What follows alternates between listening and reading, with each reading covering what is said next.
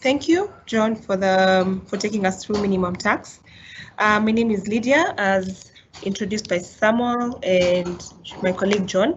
I'll be taking you through turnover tax, just to have an understanding of what this is about, what the difference is between this and corporate tax, and who it's applicable to, and whether there are any exemptions to this tax. So turnover tax is a tax that was introduced in Kenya sometime in 2007.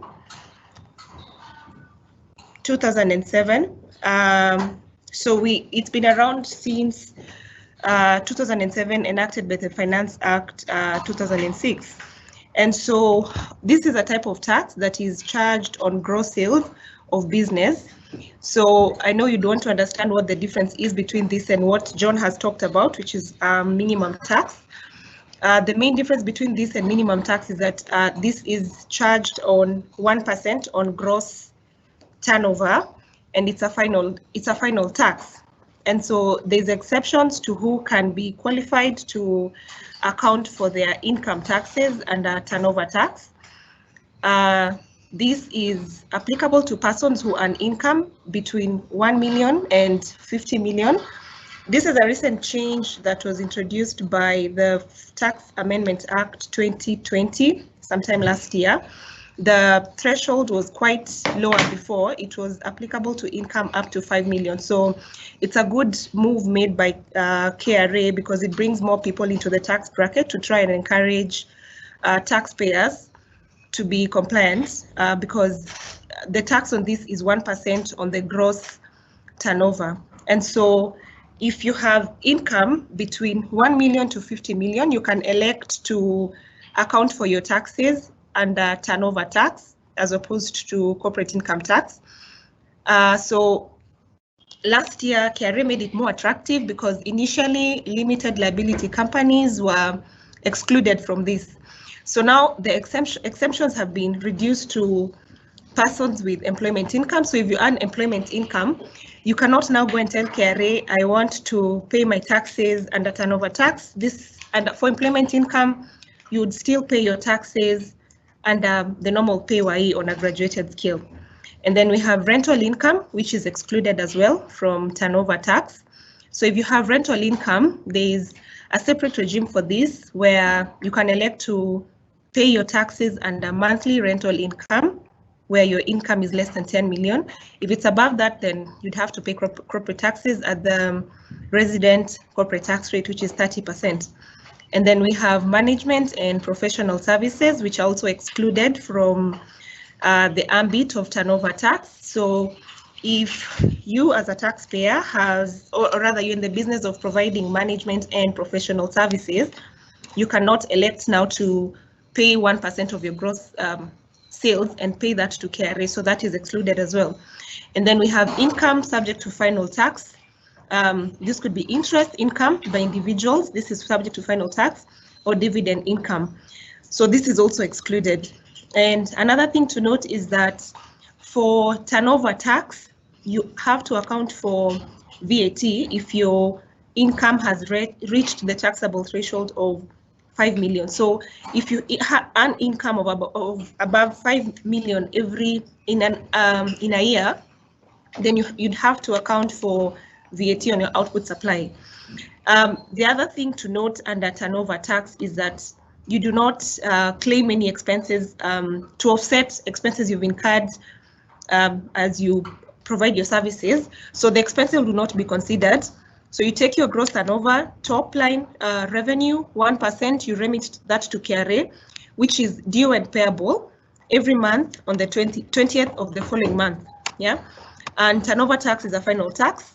So once you account for 1% on your gross sales, you will not be expected to pay for any further taxes by KRA, any further taxes being corporate income taxes, which is currently chargeable at 30%. So it's an attractive way to bring in as many taxpayers on board to try to encourage compliance, because of course it's a reduced rate of 1% compared to the normal 30% tax rate that we're used to. The next slide we'll be going through is the Voluntary Tax Disclosure Program. This was introduced by KRA in 2020 by the Finance Act 2020, which provided for an amnesty program known as the Voluntary Tax Disclosure Program. And so this is effective 1st of January 2020, and all taxpayers can qualify. So if for some reason you have an undisclosed liability that you have not disclosed to KRA, you could take advantage of the program, which is expected to run for 3 years, from 2020 to 2021, sorry, to 2023. And there are some perks to it, which we'll talk about when we go to the next slide. And so any taxpayer can apply for VDP unless the taxpayer is under audit or is under investigation, in the sense that the parties undergoing an audit from the KRA.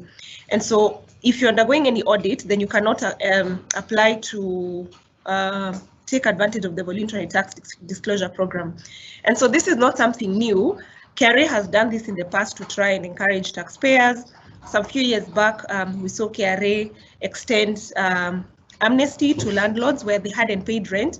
So for some period, they were allowed to declare their income without facing any penalties to that end.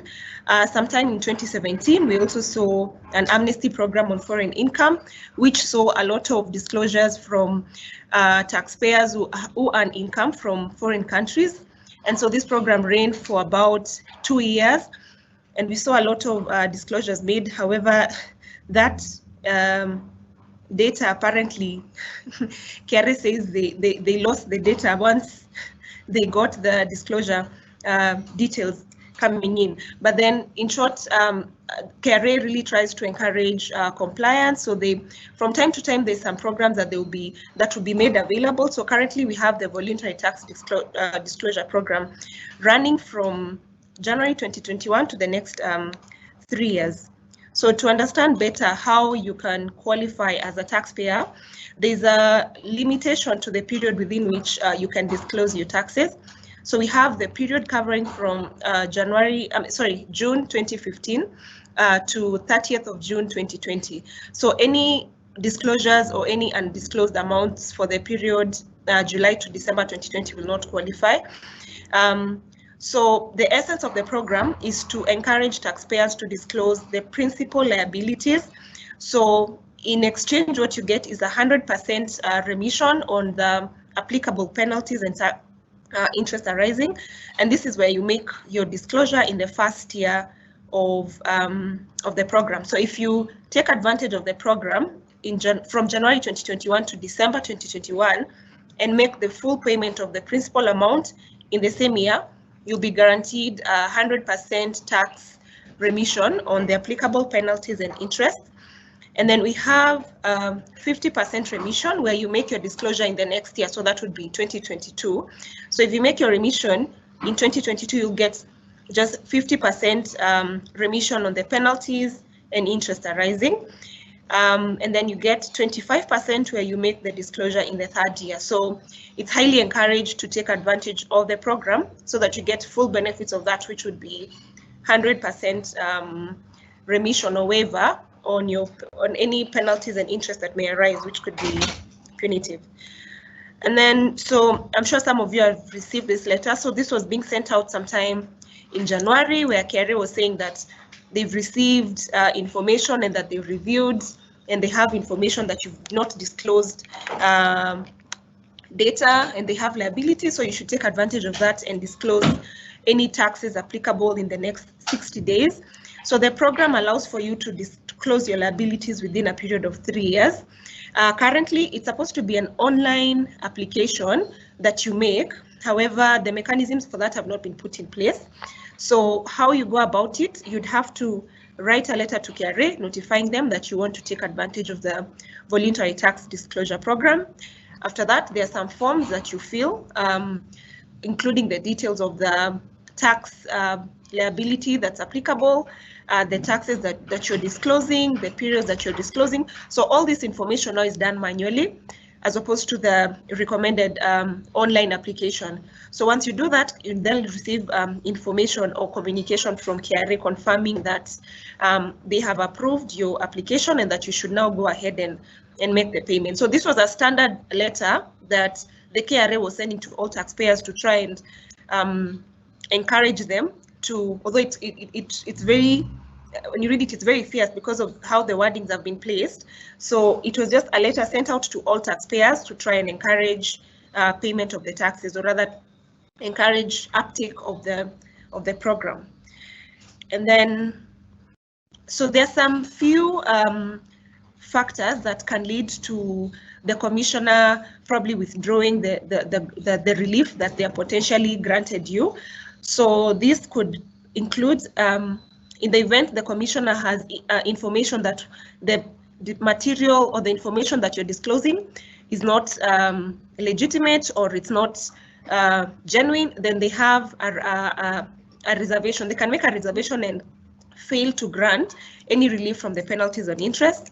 They can also withdraw any relief granted. They can also go ahead, if they have information that whatever you're disclosing is not true, they can go ahead and assess additional liability and the demand for additional taxes, or they can commence a prosecution of an offense because of failure to disclose material facts relating to the program. That takes us to the end of the voluntary tax disclosure update and the turnover tax update.